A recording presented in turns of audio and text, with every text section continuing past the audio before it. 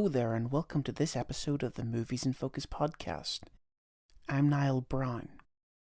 Kiah Roache-Turner's Beast of War isn't just another entry in the long tradition of killer shark films. It's a pulse-pounding WWII thriller that delivers on both fronts. This Australian production stands out with its commitment to practical effects over CGI, keeping viewers on the edge as a group of soldiers faces both a battle-scarred predator and the harsh realities of survival at sea. Kiah Roache-Turner joins this episode of the podcast to discuss the film's cinematic inspirations, the challenges of shooting in an indoor water tank, and how Beast of War channels the spirit of Australian new wave war movies like Gallipoli and Attack Force Z. This conversation offers an inside look into Beast of War's gritty visuals, standout performances, and the creative choices that make this shark adventure a genre standout. And, as always, I hope you enjoy what we have to talk about. Hey Niall, how you going? I'm all good. Thank you for joining me today. Well, thanks for taking an interest. I really appreciate it. No, I love a good killer shark film, and you, as many people do. I'm not the only one, but Mm. what you've delivered a great killer shark film that really surpassed expectations in, well, many ways. And I don't mean that in a derogatory way, but just visually, it's stunning. So talk me through, where did the idea come from for you? And then we'll build on that. Well, I mean, if I'm completely honest, the idea came because I saw Jaws 100 times when I was a kid, and every time I watched Jaws, I watched that USS Indianapolis speech where Quint's talking about, and the shark comes at you with eyes like doll's eyes, and it bites his mates. It bites his mate in half, and he's floating up and down like a top in the water. And I'm just like, oh man, somebody's got to tell that story. And I think we were all waiting for somebody to tell that story, in the way that Spielberg told Jaws, which was, kind of blending David Lean with Hitchcock in the most perfect adventurous B movie style, which is a hard bunch of boxes to tick as a filmmaker. It's like, and when I kind of went, oh, I think I'm going to do that. I think I'm going to try and make that story. I got really scared. I was like, oh, please don't embarrass yourself in the shadow of Spielberg, because it's a masterpiece. And arguably the first summer blockbuster. So, from a cinema history perspective, it's a very important film. So, and most filmmakers stuff it up, to be honest. Like 100 shark films come out a year, and most of them are very, very disappointing. I was like, oh, please don't let me, make one of them. And so when I came to doing it, I did a little bit of Google research and realized that there was an Australian sort of true story version of the Indianapolis. The HMAS Armidale, an Australian warship, was sunk in 1942, halfway between Darwin and Timor. And so I decided to kind of be inspired by that true story and did a lot of research historically into how that went down. So I think that helped this particular story because there is an underlining of realism to it. Also, my grandfather died in the Pacific in World War II, so I was able to take his war letters and really study who he was as a man, and a lot of his character went into the character of Leo, played by Mark Cole-Smith. For some reason, I just really connected into the writing of this one, and it became weirdly personal and important to me that I got this right. One of the things I noticed about shark films in general is they all look the same. It's just a lot of blue, water, sky, blue, white, wave tips, red in the water, and probably some yellow on a boat. They all look exactly the same. And I'm just like, I don't want to make that same visual kind of story. And so we decided to kind of trap these guys in a fog bank and then just shoot it like Bram Stoker's Dracula, the Coppola kind of version of Dracula from the late 90s, where he just went insane with a really saturated sort of acid-like color palette. I mean, Dracula kind of looks like a Kurosawa film, and I kind of wanted to try that palette with this one. I've never seen somebody approach a shark film like somebody would colored version of Nosferatu with a fin. And I'm like, I want to do that. And the DOP heard that and he got very excited. He's like, yeah, man, let's do that. German expressionism. Hell yeah. So we all went into it very excited because of the choice of palette and, this hyper stylized approach, we knew would be photographically fun. Um, and then, lastly, it just had to be a practical shark. And like we were a small independent film, we don't have a huge budget. But I just knew that we had to take a chunk of that budget and build like a half-ton animatronic so that it looked vaguely real, because I just don't believe digital sharks. Like CGI is great for certain things, but it still struggles with weight and water displacement. There's an uncanny valley thing that happens with digital sharks. They're too fast and the water doesn't look right. So I kind of knew that if we could build a shark and make it look physically interactive, with the water and the actors and all of that kind of stuff, then we might be able to make something interesting in a very, very oversaturated genre. And that's, I mean, the shark looks fantastic. And I mean, one of the things everyone sort of slags off Jaws about is the shark looking rubber. I mean, I've never been within 60 feet of a Mm-hmm. shark. So I Yeah. I don't know what a 20-foot shark looks like up close. So I'm okay with the shark in Jaws. Yours looks amazing. So I mean, how do you design that and make sure that it works? The shark in Jaws, it's only about 35% of the time that it looks a bit manky. And it's like you kind of go, well, hey, come on. It's the 70s. It Yes. still looks pretty good. Um, but when it does work, it looks phenomenal. And I always think there's two shots. There's that bit where Roy Scheider's going, come on down here and chum some of this muck yourself. And the shark explodes out. It's the first time you see it. And he's got that great shot where he goes, like I've copied that shot like 10 times every film I've made, because it's the best reaction shot in history. And it looks amazing then. And there's this great one where the shark gets into the kiddie section of the river and the guys, it's a top shot and the guy's swimming for the raft. And you see this huge thing that looks like a bus underwater go up and, grab his leg and he gets ripped down off the kayak or whatever it is. Those two shots look so real and nobody has come close since the 1970s. Those are still the two best shark shots ever made, and it was because it was a real thing in water. And the way you do that, unfortunately, is you just have to find the right company and the right people. And I had a guy called Steve Boyle who runs a company called Formation FX. He's a massive cinema nerd and he's a filmmaker himself, and we didn't have a huge budget, and he just went, I don't care about budget, I just want to do this right.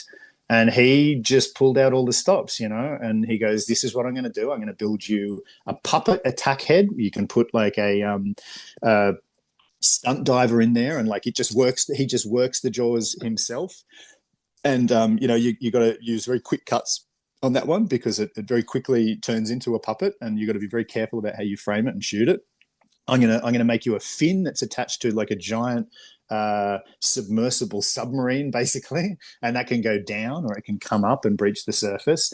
The important thing about that is a lot of shark films make the mistake of having a fin just attached to like a stunt diver or something, and you don't get the weight of the thing under the water because, again, there's a fin, sure, but it's what's under the fin that's scary, and it's scary because it is the weight and size of a bus coming at you. And so when you've got that animatronic, sort of being towed through the water, you get these huge wake waves, sort of spinning off either side of the fin, and that's what's scary. It's not so much the fin, it's what's under it and the weight of the thing. And then he built us this giant attack head on rails, which is, again, it was just this half-ton thing with animatronic jaws that explodes up out of the water and, comes at the actors. And so with those three elements, we were able to, I feel, come pretty close to kind of a realistic shark. But it took like 4.5 months to build. The testing process was excruciatingly terrifying because half the time it just didn't work. And I was like, if this thing turns up and doesn't work, we're stuffed because it's an independent film. I can't go over time. I can't reshoot. If it doesn't work, it just becomes digital and that's it. And we've wasted all this time and money. And just luckily, and due to a lot of hard work, from the Formation team, whenever it turned up and I needed it to do a thing, the cinema gods just smiled on us and it worked. So, yeah. And that still must be, I mean, 4 months is a lot of prep time for an 4.5 months. builds, Yeah. Yeah. and you know, if you're putting all your faith in that and then expecting it to work, are you having sleepless nights when that's all building towards day one when you're about to get the shark and you hear that sort of story about Jaws where the shark is not working? Is that your fear? Yeah, and because we had to build our own tank, when we realized we needed to shoot it in a studio context, we started looking around in Australia for a tank big enough for our vision, and we couldn't find one. All the tanks are like 25 meters circumference, and we needed 40 meters of length in order to pull off like what I wanted to do in the fog and the debris and all of that kind of stuff. So we built our own tank. And again, I can't tell you what the budget was, but it was small. It's like, so we're building this giant shark, building a giant tank, and like building a tank is like building a house. Like it's really difficult. And when it's like, hey, we're shooting in 2 weeks and like this thing's leaking, it's not working. Yeah, there's a lot of pressure. And I was just sitting there, and this is my fifth film. I've done this a fair bit, and this is the first time where I was like, I snuck off with my production designer. I was whispering to her going, we may not pull this off. And I'm like, because I knew we could pull off the jungle sequences, the training sequences, because that's just cameras and men in the jungle. It's not too difficult. And I'm like, we may make the most expensive short film ever made. Like if the tank doesn't work, we're dead. And I'm like, all right, who knows? And that's where you just have to put your faith in your producer and just cross your fingers and hope that the crew can pull it off. But these guys I was working with, these producers and these crew members, were so good at what they did, and they worked so hard. And when I turned up with my cameras and my expectations, it all just worked. I was a very lucky filmmaker on this one. And when you build a tank like that, I mean, I know that when James Cameron built the tank for, I think, Titanic, they start In using that Mexico, for yeah, other yeah. films, because then do you then sell that on to somebody else, or is it just totaled and sort of starts from scratch again, or? Well, we wanted to, and we were sort of talking to the various agencies who were in charge of that, and we're just like, we just built the biggest indoor tank in Australia. Do you guys want to just use this? And the problem, with Australia sometimes is, it's hard to make those big decisions, because everybody's got a small budget and all of that, and a lot of people really tried to keep that tank there. But eventually they're just like, we don't have the infrastructure, we just can't. And so we drained the tank and packed it up and just we're storing it in a warehouse. And it's like, it's frustrating because, yeah, James Cameron spent like how many tens of millions of dollars to build the biggest tank in Mexico, and they're still using it to this day. And I'm just like, oh, we probably should have done it on this one. But, I mean, that's how film is ethereal. And, the shark's sitting in a giant drawer somewhere, and, the tank is sitting in a warehouse, and, you build these things and you pack And them away. and Beast of War 2 presumably is something that may happen. I mean, they cranked out another Yeah, three that Jaws or that something. tank, the fin, the body parts, they're all just sitting in a drawer waiting for the sequel. We'll see. We'll see what happens.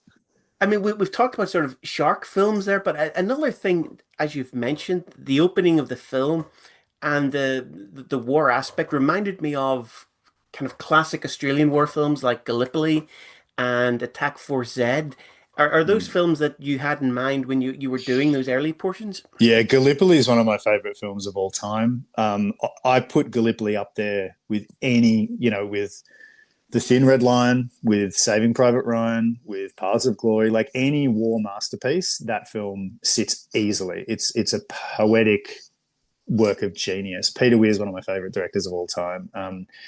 And so, yeah, I mean, my sort of game theory on this one was to take Gallipoli, meld it with Jaws and The Descent, and just see what happened, because something like The Descent, it's just, it's basically, what is it, 5 women trapped in a sealed environment. This is 7 guys basically in a sealed environment, versus monsters.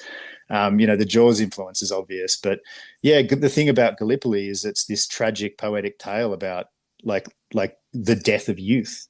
And this guy who's basically 17 years old and is potentially going to be one of the great track runners in Olympic history. Maybe he's faster than the fastest guy in the world, and he uses his legs to run into Turkish gunfire. What a waste, And I want, if I could just take 3% of the tragic beauty of that film and inject it into my silly shark film, then I figured it might be story worth telling, you know. So if there's any pathos in Jaws, in Beast of War at all, I think it's because I watched Gallipoli like 100 times when I was a kid, you know.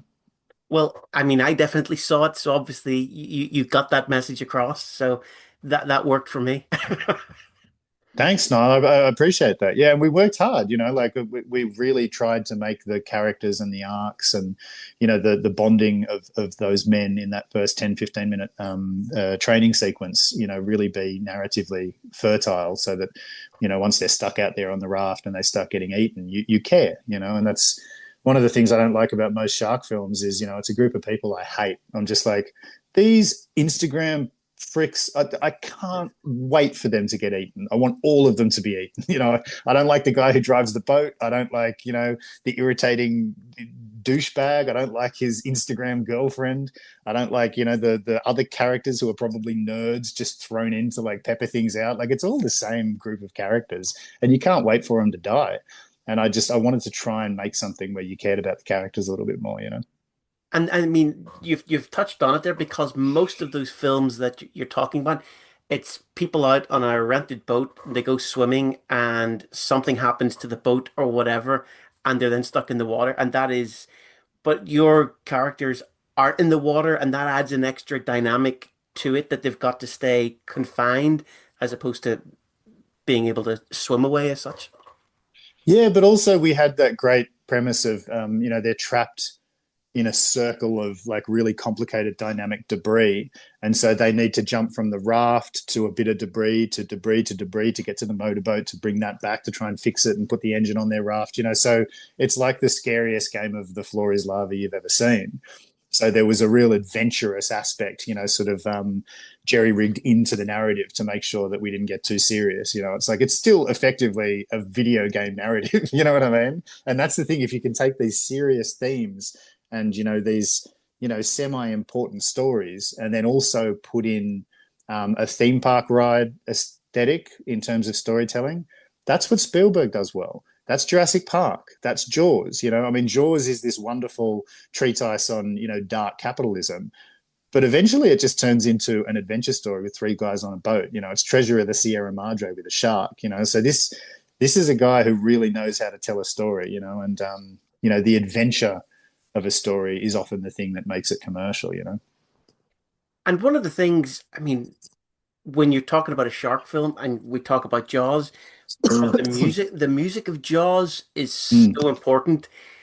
How do you work when you're making a film not to rely on, I know what a shark is in the water where it is dun dun dun dun, how do you, what's that thought process and how do you work around that? And is that Oh something you man, consciously yeah. did? Oh, yeah. I mean, it's so iconic that you just can't do anything like it. So we just kind of didn't do that. I was just like, no, I mean, um, yeah, I just treated it like, you know, let's score it like a horror film. You know what I mean? When the shark's around, and you know, let's make it, you know, terrifying and grating and horrifying and nightmarish. And yeah, I mean, I think our tension was a little bit different. You know, the thing really worked because he worked the shark POV, and you know, you sort of knew when it was coming, and it was coming, and it was coming, and then oh god, they're dead, you know. And so he built that tension. Whereas we worked on a different thing where you never knew when it was going to pop up, and when it popped up, it was like, you know, searing, grating. Surprise, you know. So yeah, our music was a bit different, and we hop genres a lot. And one of the things I loved about the music by Francois Taytaz is, you know, we start out, you know, kind of in a sort of abstract horror way. Then we segue into the training, and a lot of his music in the training sequences was very much influenced by those old David Lean films, like Bridge Over the River Kwai or whatever. And it's like a boys' own adventure film from the 50s. Then it segues into just abstract nightmare when they're trapped out there in the dark on the raft.